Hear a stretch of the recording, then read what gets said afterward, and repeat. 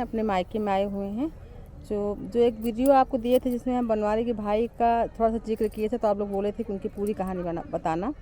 तो जो हमको कहानी याद है, जो हमारे माता पिता दादा दादी बताए हैं, वो कहानी आपको बताने चल रही हूँ और उस स्थान पर ले चल रही हूँ जहाँ दुर्घटना हुई थी। चलिए आपको दिखाती हूँ। ये है सब गेहूँ के खेत, आप देखेंगे ये गेहूँ पक चुका है, तो कटाई भी लगी हुई है। यहाँ गाँव में ये सब चीज़ें देखने के लिए मिलती हैं, बाहर तो शहर में तो मिलती नहीं है। तो एक बार मैं आपको हरा हरा गेहूँ दिखाई थी, अब गेहूँ कटने वाला है तब दिखा रही हूँ आपको। इस समय लगभग 5 बज रहा है शाम का, सूरज डूबने वाले हैं, आधे घंटा में डूब जाएंगे। ये सब डंडी है गाँव की, और ये सब मंदार वगैरह के पुष्प हैं यहाँ पर। ये रहर की खेती है। मैं आपको उस स्थान पर लेकर रही हूँ जहाँ दुर्घटना हुई थी। चल के देखते हैं कि वहाँ तालाब है या नहीं है। और ये आपको दिखा रही हूँ, यहाँ ये है तालाब था। तो जैसे कि पहले जब कच्चे घर बनते थे तो यहाँ की मिट्टी उठा के ले जाते थे गांव वाले तालाब बनाने। इस वजह से यहाँ खड्डा हो गया था। जब घर बनना बंद हुआ तो आप देखोगे ये ऊंचाई है, जो जब पानी बरसता है तो ऊंचाई की मिट्टी यहाँ ढलान में तालाब में चला जाता था। तो ये तालाब खेत के जैसे बराबर हो गया है। तो ये सभी तालाब जो हमारे मायके वाले जो हमारे जो सब परिवार हैं उन्हीं का ये है। लेकिन वर्तमान में इस तालाब को हमारे गांव में शुक्ला परिवार के लोग इसको गेहूँ वगैरह बोआ लिए हैं। तो आपको मैं कहानी बताऊंगी और आगे मैं आपको दिखा रही हूँ। तालाब का छोटा भाग दे दिया गया है।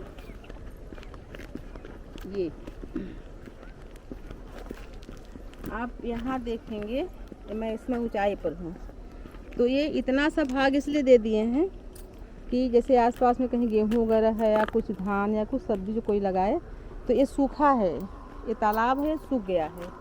तो यहाँ पर जब ऊंचाई में पानी भरता है तो पूरा ये लबालब भर जाता है। कम से कम 7 फीट गहरा है ये तालाब, 7 फीट गहरा है। भी गाँव का इसमें कचरा वगैरह फेंका गया है। लेकिन मैं आपको दिखाना चाहूँगी ये जो गेहूँ है, ये पगडंडी है वहाँ से लेकर यहाँ तक ये पूरी, तो ये पूरा तालाब था। और ये ऊंचाई है। फिर उधर दिखाना चाहूँगी आपको मैं, थोड़ा दूर है, वो है महुअरिया। तो यहाँ जो हमारे पिताजी लोग का जो खेत है आसपास में, यहाँ खलिहान बोलते हैं, यहाँ पर खलिहान रखते थे। अब मैं आपको वो कहानी बताने जा रही हूँ जो कि जिक्र कर थी बनवारी के भाई का।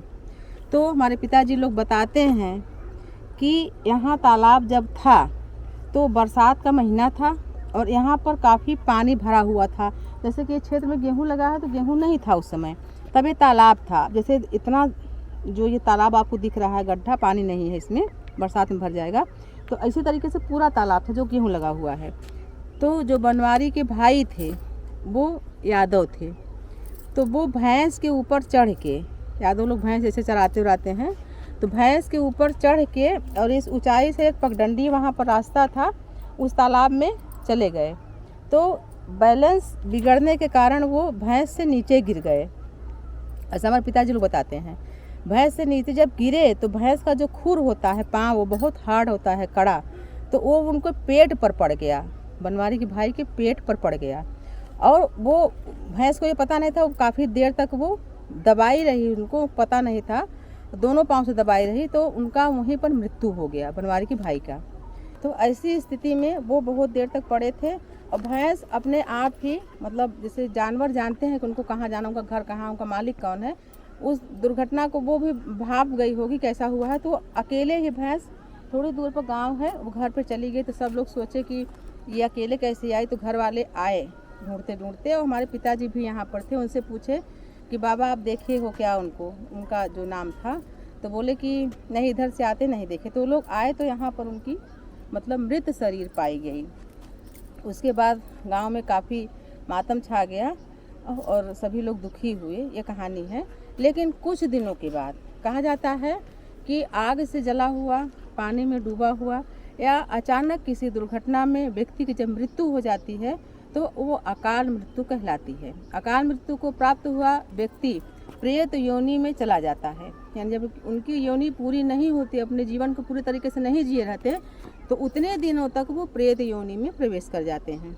तो वो जो बनवारी के भाई थे, कुछ दिनों में, यानी जैसे उनकी मृत्यु हुई तो 13 दिनों के बाद ही लोगों को वो दिखने लगे, और अपने से नहीं दिखते थे, यानी वो लोगों को दिखने लगे, बात करने लगे।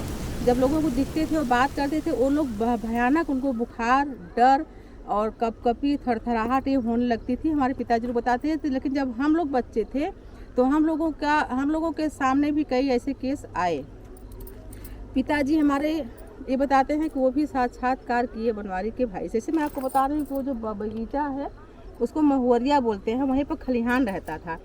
तो बारी बारी करके, जैसे कि चना है, गेहूँ है, अरहर है, जो भी चीज़ें वहाँ पर रखते थे, तो उसको कोई नुकसान, क्षति न पहुँचाए, आग न लगा दे, कोई उठा के ले न जाए। तो कभी हमारे बब्बा, कभी हमारे पिताजी, कभी हमारे भाई वहाँ पर रहते थे बारी बारी करके। तो हमारे पिताजी जब थे वहाँ पर, मतलब रहते थे, तो वो जब वो जीवित थे बनवारी के भाई, तो काफ़ी हमारे पिताजी का, सभी के गांव वालों का आदर करते थे। तो जब उनकी मृत्यु हुई या कुछ दिन के बाद जब प्रेत योनि में चले गए, सबको दिखने लगे, सबको परेशान, मतलब लोग परेशान होने लगे। ऐसा नहीं कहा जा सकता कि वो किसी को परेशान करते थे, लेकिन वो लोगों से बात करना चाहते थे, लोगों को प्रत्यक्ष में दिखते थे। तो हमारे पिताजी का यह अनुभव ही बताते थे कि वो दोपहर में, यानी 12 से 1 बजे, 2 बजे के बीच में, जो मध्याह्न दोपहरिया होती है, उसी समय प्रेत लोग विशेषकर गर्मी के दिनों में निकल के भ्रमण करते हैं। तो हमारे पिताजी के पास जाते थे, बोलते थे बाबा दूँ, मैं आपका पाँव दबा दूँ, हाथ दबा दूँ। हमारे पिताजी उठ जाते थे, बोलते थे नहीं तुम जाओ यहाँ से जाओ। बोले नहीं दो दबा दूँ। पहले तो दबाते थे, अब क्या हो गया, डर जाते थे वो। तो बोले कि अच्छा ठीक है, हम चले जाते हैं, लेकिन हम आपको कुछ कसरत करके दिखा रहे हैं, आप उसको देखो। हमारे पिताजी लोग बताते थे। तो बोलते थे हाँ दूर से दिखाओ, पास में ना आओ। तो हमारे पिताजी बताते थे कि सफ़ेद रंग की उनके पास रहती थी, जो जेंट्स लोग धोती पहनते हैं, धोती बोलते हैं उसको। तो दोनों अंगूठे में बांध लेते थे, दोनों छोर अंगूठे में बांध लेते थे पाँव के, और दोनों छोर पकड़ के सीधे ऐसे गिर जाते थे पीठ के बल, बिना किसी सहारे के सीधे उड़ जाते थे, फिर गिर जाते थे, फिर उड़ जाते थे। हमारे पिताजी बताते थे। तो बोलते थे कि बाबा मैं ऐसा कर रहा हूँ, आप इसको गिनो कि मैं कितनी बार इसको किया। हमारे पिताजी उसको ज़बरदस्ती, मतलब उसको बांध के जैसे सम्मोहन करके उनको बैठाए रहते थे, तो गिनते थे। बोलते थे हाँ तू इतनी बार किया, अब तू जा। तो ये मैं आपको बता रही हूँ कि सब सत्य कथा हैं, गांव की सच्ची कहानियाँ हैं। लेकिन इस समय जहाँ पर मैं हूँ, तो प्रेत की जो योनि होती है वो हमेशा के लिए नहीं होती है। वो कुछ दिनों तक, जब उनकी आयु पूरी हो जाती है, तो दूसरे योनि को प्राप्त करते हैं। यानी तुरंत मनुष्य योनि में ना आके जो भी कहीं गधा, घोड़ा, कुत्ता कुछ भी बनते हैं, फिर कई मतलब जन्मों के बाद फिर मनुष्य योनि में आते हैं अपने कर्मों के अनुसार। आप लोगों को सिर्फ बता रही हूँ, आप बोले थे कि बनवारी के भाई की पूरी कहानी बताना। तो मैं इस समय अपने गांव में हूँ, वहीं पर इस तालाब के किनारे जहाँ दुर्घटना हुई थी, इसलिए मैं सोची कि चलो आई हूँ तो आपको कहानी बता दूँ।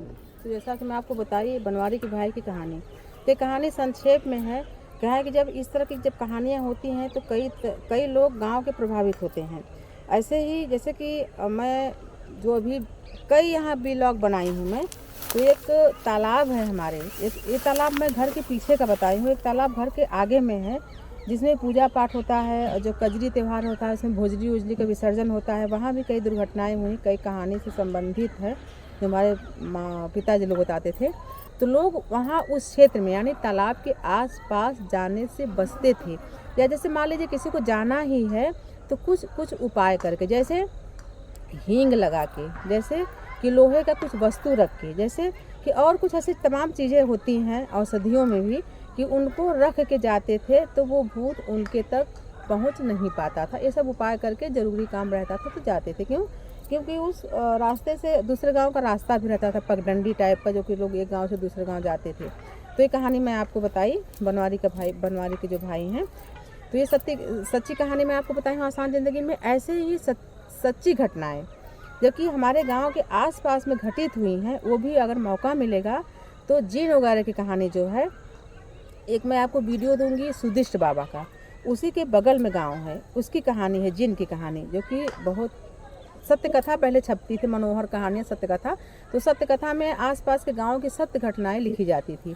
तो कभी भी मौका मिलेगा तो वो जिन की कहानी, जैसे लड़की की शादी हुई थी और लड़की अपने बगीचा में झूला झूलती थी, एक सुंदर सा लड़का उसके साथ रहता था, वो बाद में पता लगा वो जिन था। ये भी कहानी आपको आगे मैं कभी भी बताऊँगी। तो ये वीडियो जानकारी मैं आपको दी। इसी तरह के व्लॉग मैं यहाँ 2-2.5 महीने रहूँगी, वो भी बनाऊँगी। वो उस स्थान को भी दिखाऊँगी जहाँ दुर्घटनाएं हुई हैं, अगर पहुँच पाऊँगी तो। नहीं तो सत्य कथा तो है ही, आपको बताऊँगी। और कई औषधियों का भी वीडियो दूँगी, तो आप हमारे साथ बने रहें। वीडियो अच्छा लगे तो लाइक करें, शेयर करें, सब्सक्राइब जरूर करें, तभी सभी वीडियो आपको मिल पाएगा। हमारे साथ बने रहें, देखते रहें आसान ज़िंदगी। तब तक के लिए नमस्कार।